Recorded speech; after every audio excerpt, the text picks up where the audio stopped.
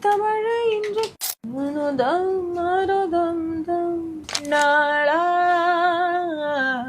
இன்னும் வரும் எந்தன் கதை மறந்து போச்சு. இப்ப பாரு சீன